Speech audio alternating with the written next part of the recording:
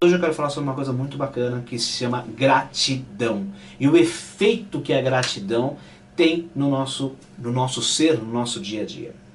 O quanto você agradece todos os dias pelas coisas que você tem. O quanto você realmente reconhece tudo aquilo que você tem, aquilo que você passou e aquilo que você vai passar. Muitas pessoas acreditam que a gratidão tem que ser feita somente quando nós temos algo positivo. Mas se nós pensarmos que quando passamos por um desafio, passamos por uma situação problemática que teve aí um cunho negativo, é muito importante nós olharmos para essa situação e vermos também e agradecermos essa situação. E aí muitas pessoas me perguntam, mas Alex, por que eu vou agradecer por essa situação tão ruim pela qual eu passei? Bom, primeiro pela que você já passou, né? Você já passou por essa situação já faz parte da sua vida. Então, se ela já faz parte da sua vida, o que você pode tirar de proveito, de benefício dessa situação? Tá certo? Nós podemos aprender com tudo que está à nossa volta. Tudo. Basta apenas o ponto de vista. Eu lembro muito bem o meu professor de física, na época de colegial, de ginásio, na minha época era ginásio. O professor de física falava, tudo depende do ponto de vista, né? Se está em movimento, se não está em movimento, depende do ponto de vista de quem está olhando. E é exatamente a mesma forma a nossa vida, depende do ponto de vista. Se tudo que é ruim, se tudo que é negativo, nós olharmos sempre do ponto de vista negativo e não conseguimos encontrar realmente o pilar, a sustentação ou algo positivo naquilo, o que nós vamos aprender com isso? Com certeza isso vai ter um efeito extremamente negativo, mais do que já foi ocasionado, e você não vai conseguir aprender nada. Por quê? Porque o seu foco vai estar só no problema.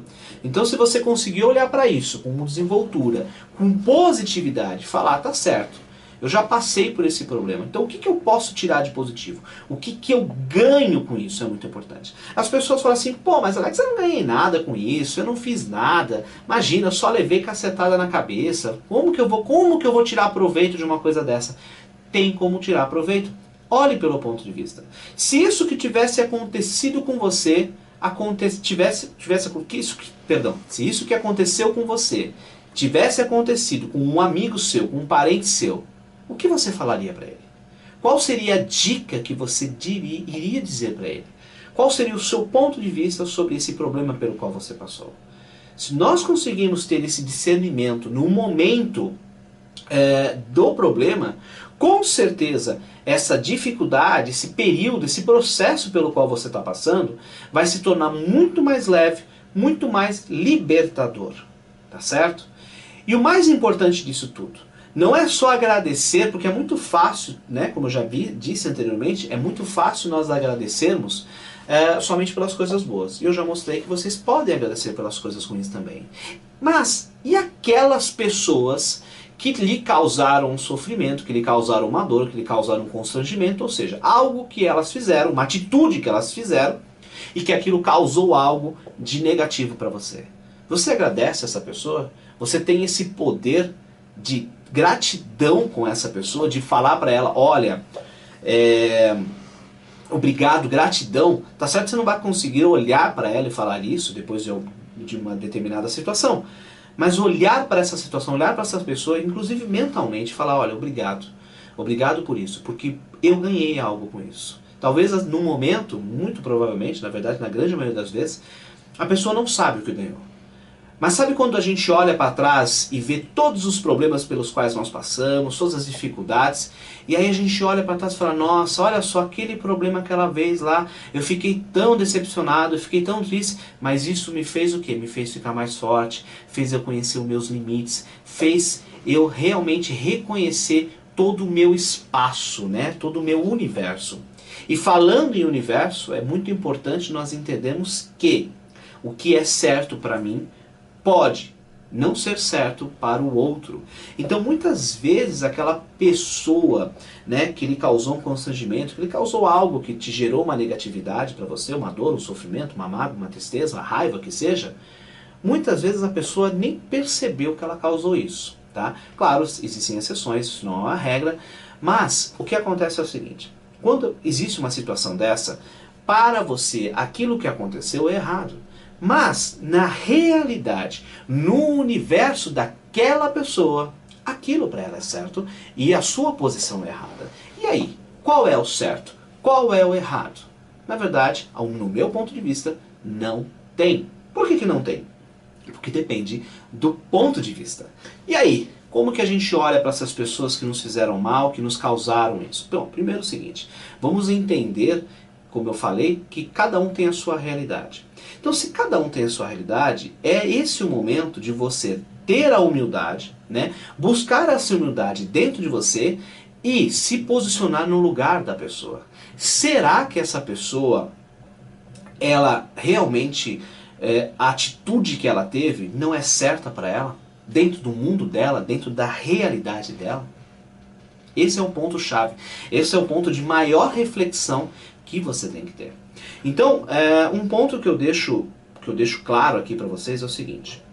Quando vocês forem julgar as pessoas e agradecer as pessoas, né, porque falar que não julga é balela, é mentira. Né? Todos nós julgamos. Claro, o problema não é julgar, o problema é reconhecer a hora que está julgando.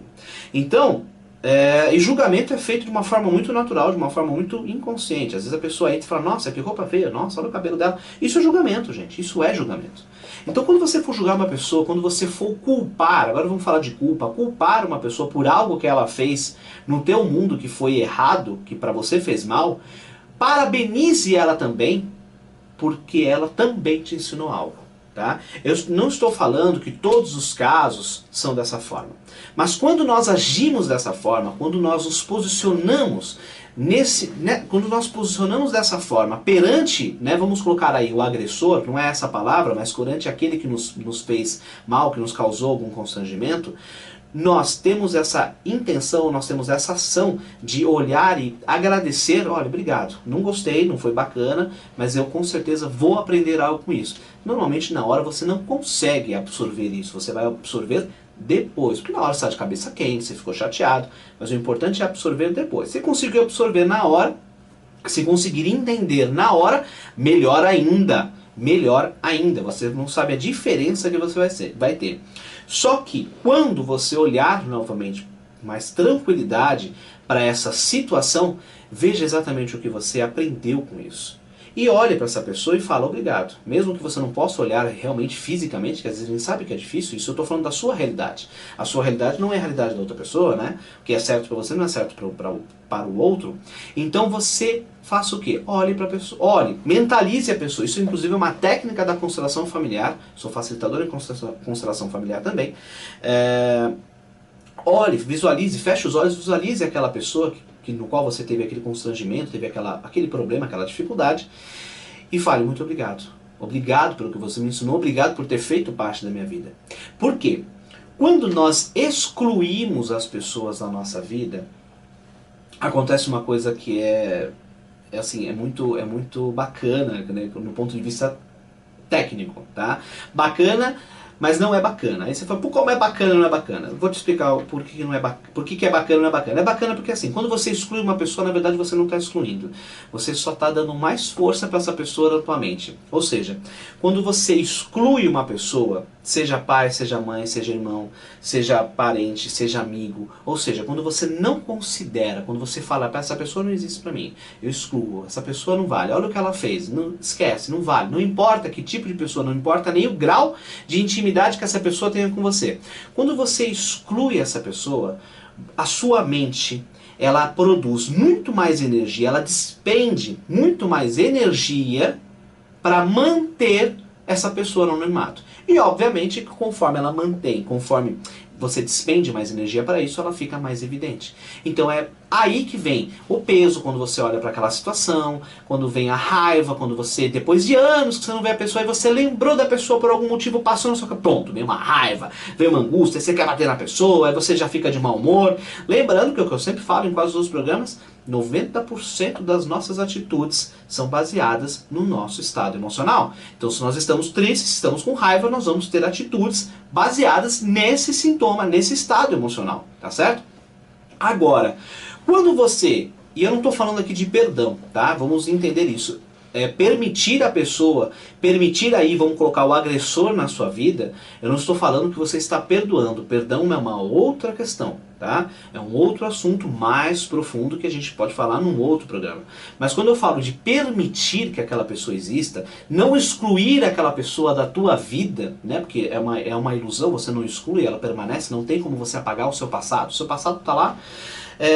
Quando você não exclui a situação, o relacionamento, esse karma, esse peso, como quer que você queira chamar, fica muito mais leve, sem sombra de dúvidas, sem sombra de dúvidas.